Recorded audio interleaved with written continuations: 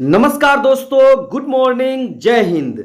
Welcome back to Gradient Academy, सिर्फ ज्ञान और शिक्षा। आप सभी का बहुत बहुत स्वागत है, अभिनंदन है हमारे YouTube चैनल ग्रेडियंट एकेडमी में। दोस्तों, मैं हूं रंजन सर। विशेष रूप से यह वीडियो विशिष्ट शिक्षक सक्षमता परीक्षा के लिए तैयार किया गया है। इस वीडियो में देखिए, भारत से संबंधित कुछ अत्यंत महत्वपूर्ण जानकारी। सभी प्रश्न दोस्तों हमारे एक्सपर्ट टीम के द्वारा चुने गए हैं, जो कि एकदम क्रीम है, मोती है। तो इस वीडियो को पूरा देखिए, स्किप नहीं कीजिएगा, छोड़कर नहीं भागना है। संपूर्ण और सबसे बेहतर तैयारी के लिए आपको इस वीडियो सीरीज को पूरा देखना है और एक नोटबुक भी साथ में रखना है और इंपॉर्टेंट पॉइंट्स को नोट करते चलना है। दोस्तों, यदि आप इस चैनल पे पहली बार आए हैं तो चैनल को सब्सक्राइब कर लीजिए और वीडियो यदि अच्छा लगे तो लाइक करके जाइएगा। दोस्तों, आइए इस वीडियो को शुरू करते हैं और देखते हैं। सबसे पहला प्रश्न है, सबसे लंबी तट रेखा वाला राज्य कौन सा है? सबसे पहला प्रश्न है दोस्तों, भारत के सभी राज्यों में सबसे लंबी तट रेखा वाला राज्य कौन सा है? तो इसका सही उत्तर हो जाएगा ऑप्शन बी, गुजरात। सबसे लंबी तट रेखा वाला राज्य कौन सा है? तो गुजरात है। और सबसे छोटी तट रेखा वाला राज्य अगर पूछा जाए तो उसका उत्तर हो जाएगा गोवा। ठीक है। अब ऐसा भी प्रश्न आ सकता है कि तटीय राज्यों की कुल संख्या कितनी है? भारत में ऐसे कितने राज्य हैं जो समुद्र से लगे हुए हैं? तो दोस्तों इसका उत्तर है 9 राज्य जो है वो समुद्र से लगे हुए हैं। तो ये 9 राज्य कौन कौन से हैं? तो एक ट्रिक याद रखिएगा, आप ट्रिक को 10 बार बोलिएगा, आपको याद हो जाएगा, कभी नहीं भूलिएगा। पऊ आत केक मगोगू, पऊ आत केक मगोगू। यहां स्क्रीन पे देखिए दोस्तों, प से पश्चिम बंगाल, उ से उड़ीसा, आ से आंध्र प्रदेश, त से तमिलनाडु, के से केरल, क से कर्नाटक, म से महाराष्ट्र, गो से गोवा और गु से गुजरात। ठीक है, तो ये हो गया पऊ आत केक मगोगू। ठीक है, तो ये ट्रिक आप याद रखें, इससे भारत के सभी 9 तटीय राज्य आपको याद रहेगा। ठीक है दोस्तों, भारत में 28 राज्य हैं और 8 केंद्र शासित प्रदेश हैं। पूछा जाए क्षेत्रफल की दृष्टि से भारत का सबसे बड़ा राज्य कौन सा है? तो क्षेत्रफल की दृष्टि से कौन सा होगा? कमेंट करके हमें जरूर बताइए। राजस्थान होगा। और क्षेत्रफल की ही दृष्टि से सबसे छोटा राज्य यदि पूछा जाए तो गोवा होगा। और जनसंख्या की दृष्टि से सबसे बड़ा राज्य उत्तर प्रदेश, और जनसंख्या की दृष्टि से सबसे छोटा राज्य हो जाएगा दोस्तों सिक्किम। ठीक है, चलिए हम आगे बढ़ते हैं, अब दूसरे प्रश्न पे चलते हैं। दूसरे प्रश्न में बताना है दोस्तों, भारत का कुल क्षेत्रफल है, भारत का कुल क्षेत्रफल कितना है यह बताना है। कई बार ये आया है वस्तुनिष्ठ प्रश्न में, क्योंकि हमारे एक्सपर्ट टीम के द्वारा उन्हीं प्रश्नों को चुना गया है जो बहुत बार परीक्षा में पूछे गए हैं। तो देखिए इसका सही उत्तर हो जाएगा ऑप्शन सी, 32,87,263 वर्ग किमी। ठीक है दोस्तों, और यदि बिहार का क्षेत्रफल पूछा जाए तो बिहार का क्षेत्रफल कितना है? 94,163 वर्ग किमी। ये दोनों याद रखिएगा, बिहार का क्षेत्रफल और भारत का क्षेत्रफल। चलिए आगे बढ़ते हैं, तीसरा प्रश्न देखते हैं। भारत का उत्तरी बिंदु है, भारत का उत्तरी बिंदु कौन सा है ये आपको बताना है। इस प्रश्न में इन चारों ऑप्शंस को काफी सावधानी से देखिए दोस्तों। जब कभी आप प्रश्न को पढ़ें तो ऑप्शन चुनने में ज्यादा सावधानी बरतें, ऑप्शन में ही कंफ्यूजन रहता है। तो यहाँ पे जो चारों ऑप्शन आप देख रहे हैं, ये चारों ऑप्शन भारत के चारों दिशाओं के पॉइंट के हैं। उत्तरी पॉइंट, दक्षिणी पॉइंट, पूर्वी पॉइंट और पश्चिमी पॉइंट। इन चारों दिशाओं के पॉइंट्स में से आपको बताना है उत्तरी पॉइंट कौन सा है, सबसे उत्तरी बिंदु, है ना। तो दोस्तों इस प्रश्न का सही उत्तर हो जाएगा ऑप्शन ए, इंदिरा कौल। इंदिरा कौल भारत का सबसे उत्तरी बिंदु है और ये है कहां पे, तो ये लद्दाख में है। और ऑप्शन बी में आप देख रहे हैं इंदिरा पॉइंट। इंदिरा पॉइंट भारत का सबसे दक्षिणतम बिंदु, इसे पिग्मेलियन या पार्सन पॉइंट भी कहा जाता है इस दक्षिणतम बिंदु को, ठीक है। यह कहां पे है, तो ये निकोबार द्वीप समूह में है दोस्तों। और आप जो ऑप्शन सी में देख रहे हैं किबीथू, ये जो किबीथू है ये भारत का सबसे पूर्वी बिंदु है और ये कहां पे है, तो ये है अरुणाचल प्रदेश में।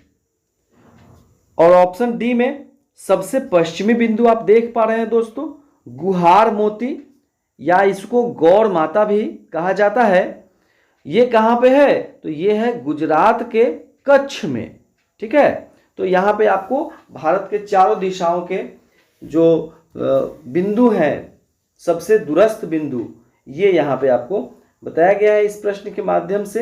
हो सके तो इसे कहीं पे नोट कर लीजिए। आइए आगे बढ़ते हैं, हम लोग चौथा प्रश्न देख लेते हैं। दोस्तों इस वीडियो को पॉज करके आप नोट कर लें इंपॉर्टेंट पॉइंट्स को, या फिर दोबारा चला करके इसको देख लीजिए।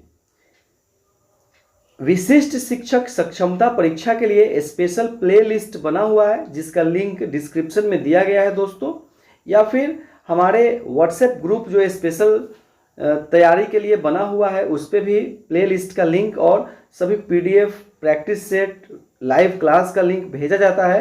यदि आप ज्वाइन किए हैं तो वहां से आप इसे आसानी से देख सकते हैं। आइए चौथा प्रश्न देखते हैं। कर्क रेखा भारत के कितने राज्यों से होकर गुजरती है। अब आपको बताना है कर्क रेखा कितने राज्यों से होकर गुजरती है। यदि आप इस प्रश्न का उत्तर जानते हैं तो कमेंट के माध्यम से प्रश्न संख्या के साथ हमें अपना उत्तर जरूर बताएं दोस्तों। तो इसका सही उत्तर हो जाएगा ऑप्शन डी, कर्क रेखा भारत के 8 राज्यों से होकर गुजरती है। अब वे 8 राज्य कौन कौन से हैं, तो इसे याद रखने के लिए आप एक ट्रिक याद रखें दोस्तों। मित्र पर गमछा झार, मित्र पर गमछा झार, ये ट्रिक है दोस्तों। तो मी से क्या है, मिजोरम है। त्र से क्या है, त्रिपुरा है। और प से क्या है, पश्चिम बंगाल है दोस्तों। ग से गुजरात है। और म से है मध्य प्रदेश। और छ से छत्तीसगढ़। और झार से क्या है, झा से झारखंड। कितने राज्य हो गए आप यहाँ काउंट कर सकते हैं, 1 2 3 4 5 6 7 8, 8 राज्य हो गए दोस्तों। इन्हीं 8 राज्यों से कर्क रेखा गुजरती है। कई बार यह प्रश्न पूछा जा सकता है, कर्क रेखा भारत के किस शहर से होकर गुजरती है, तो इसका उत्तर हो जाएगा रांची। झारखंड की राजधानी रांची से होकर गुजरती है।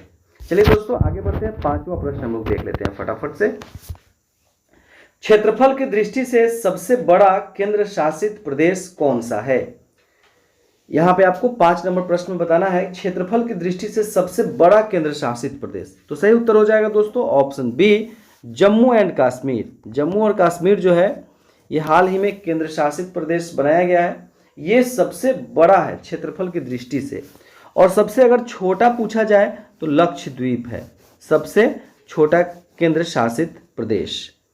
और यदि दोस्तों पूछा जाए जनसंख्या की दृष्टि से बताइए सबसे बड़ा केंद्र शासित प्रदेश कौन सा है, तो सही उत्तर हो जाएगा नई दिल्ली, ठीक है। और जनसंख्या की दृष्टि से सबसे छोटा तो अंडमान निकोबार हो जाएगा दोस्तों। अब चलिए हम लोग आगे बढ़ते हैं और देखते हैं 6ठा प्रश्न। भारत का सबसे न्यूनतम वनाच्छादित राज्य है, अर्थात वह कौन सा राज्य जिसमें वन का जो है क्षेत्रफल सबसे कम है भारत में। तो इस प्रश्न का सही उत्तर हो जाएगा दोस्तों ऑप्शन बी, हरियाणा।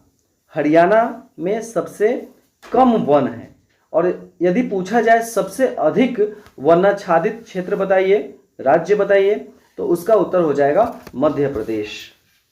चलिए आगे बढ़ते हैं दोस्तों हम लोग। अब आइए दोस्तों 7वां प्रश्न देख लेते हैं।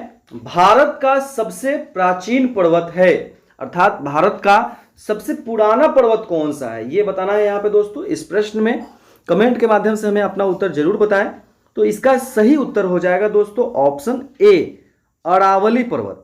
अरावली पर्वत भारत का सबसे प्राचीन पर्वत है दोस्तों। यह प्रश्न भी कई बार पूछा गया है प्रतियोगिता परीक्षा में। और सबसे नवीन पर्वत अगर पूछा जाए तो कौन सा हो जाएगा, हिमालय पर्वत। और अरावली की सबसे ऊंची चोटी गुरु शिखर होती है दोस्तों, ठीक है। इन सभी एक्सप्लेनेशन वाला जो टॉपिक है, जो इसे तो जरूर आप नोट करें दोस्तों, एकदम गागर में सागर है। 8वां प्रश्न देखिए, अंडमान निकोबार द्वीप समूह में कुल कितने द्वीप हैं। अंडमान निकोबार द्वीप समूह में कुल कितने द्वीप हैं, ये बताना है आपको दोस्तों इस प्रश्न में। तो सही उत्तर हो जाएगा ऑप्शन सी, 572। अंडमान निकोबार में कितने द्वीप समूह है दोस्तों, तो 572 द्वीप समूह है। और अंडमान निकोबार की राजधानी कहाँ है, पोर्ट ब्लेयर, ठीक है। और ये कहाँ पे है, किस महासागर में है, ये हिंद महासागर में स्थित है ना। कहाँ पे है, ये हिंद महासागर में है। और यदि पूछा जाए लक्षद्वीप में कितने द्वीप हैं, तो इसका सही उत्तर हो जाएगा 36 द्वीप। लक्षद्वीप में दोस्तों 36 द्वीप हैं। और लक्षद्वीप की राजधानी कहाँ है, कवारती, ठीक है। इसे ध्यान में रखिएगा। ये कहाँ पे स्थित है, तो लक्षद्वीप अरब सागर में स्थित है, ठीक है। अंडमान निकोबार और लक्षद्वीप से ये 4-5 बातें जो है आप जरूर याद रखें दोस्तों, ये काफ़ी महत्वपूर्ण है। चलिए आगे बढ़ते हैं, 9वां प्रश्न देख लेते हैं। भारत में सबसे पहले मॉनसून का आगमन कहाँ होता है। भारत में सबसे पहले मॉनसून का आगमन कहाँ होता है, तो इसका सही उत्तर हो जाएगा ऑप्शन ए, केरल में। सबसे पहले केरल में। और कब होता है दोस्तों, तो लगभग जून के प्रथम सप्ताह में ये आता है, ठीक है। और कब तक रहता है, तो सितंबर के मध्य तक रहता है, उसके बाद ये लौट जाता है, ठीक है। ये भी याद रखें। चलिए आगे बढ़ते हैं हम लोग, देख लेते हैं 10वां प्रश्न। रबी फसल की बुआई की जाती है। अब आपको यहां बताना है रबी फसल की बुआई कब की जाती है। ये 4 ऑप्शंस आप देख रहे हैं, रबी फसल और खरीफ फसल। ये 2 टॉपिक ऐसा है दोस्तों, यहां से प्रश्न आने, 1-2 प्रश्न आने की पूरी संभावना है। तो इसका सही उत्तर हो जाएगा अक्टूबर नवंबर। रबी फसल की बुआई कब की जाती है, तो अक्टूबर नवंबर में रबी फसल की बुआई की जाती है, ठीक है। और इसकी कटाई कब की जाती है, तो मार्च अप्रैल के आसपास, मार्च अप्रैल में इसकी कटाई की जाती है। और कौन कौन से हैं, तो इससे पहले वाले वीडियो में भी ये प्रश्न आया था, तो वहाँ पे बताया गया था गेहूं, चना, जौ, मटर इत्यादि, सरसों, ये सभी रबी फसल हैं दोस्तों। यदि प्रश्न पूछा जाए खरीफ फसल की बुआई कब की जाती है, तो खरीफ, मुख्य खरीफ फसल क्या है, धान है। तो धान की बुआई कब होती है, बरसात के मौसम में। और बरसात कब शुरू होता है, मॉनसून कब शुरू होता है, जून में। तो इसकी बुआई जून जुलाई में होती है, आप इस ट्रिक से याद रखें। और इसकी कटाई नवंबर दिसंबर में होती है। धान, गन्ना, ज्वार, बाजरा इत्यादि मुख्य खरीफ फसल हैं, ठीक है दोस्तों। तो ये प्रश्न काफ़ी महत्वपूर्ण है, इसे याद रखें। यह वीडियो आपको कैसा लगा कमेंट के माध्यम से हमें जरूर बताएं दोस्तों। और यदि आपको ये अच्छा लगा है तो आप इसे लाइक जरूर करके जाएं दोस्तों। आपका जो लाइक है वह हमारे लिए एक बहुत बड़ा सपोर्ट है, हमें और अधिक एनर्जी से कार्य करने की प्रेरणा मिलती है। तो लाइक जरूर करिए, आपको कैसा लगा कमेंट जरूर करिए दोस्तों। और पहली बार इस चैनल पे आए हैं तो सब्सक्राइब कर लीजिए, ताकि जब भी वीडियो डाला जाए किसी भी कॉम्पिटिटिव एग्जाम का, तो ऑटोमेटिक आपको नोटिफिकेशन मिल सके और आप आसानी से देख सके। विशिष्ट शिक्षक सक्षमता परीक्षा की संपूर्ण सटीक और सिलेबस के अनुसार बेहतर तैयारी के लिए आप PDF मंगा सकते हैं हमारे इस नंबर पे कांटेक्ट करके 7091443130। बस आपको एक बार 699 का पेमेंट करना है दोस्तों, और आपको पूरे सिलेबस का, सभी विषयों का PDF व्हाट्सएप के माध्यम से उपलब्ध करा दिया जाएगा और साथ में हमारे चैनल के द्वारा चलाए जा रहे व्हाट्सएप प्रिपरेशन ग्रुप से आपको जोड़ दिया जाएगा, जहां लाइव क्लास का वीडियो, प्रैक्टिस सेट और रेगुलर पीडीएफ आपको मिलता रहेगा दोस्तों। तो जुड़ने के लिए हमारे इस नंबर पर संपर्क करें। वीडियो देखने के लिए बहुत बहुत धन्यवाद।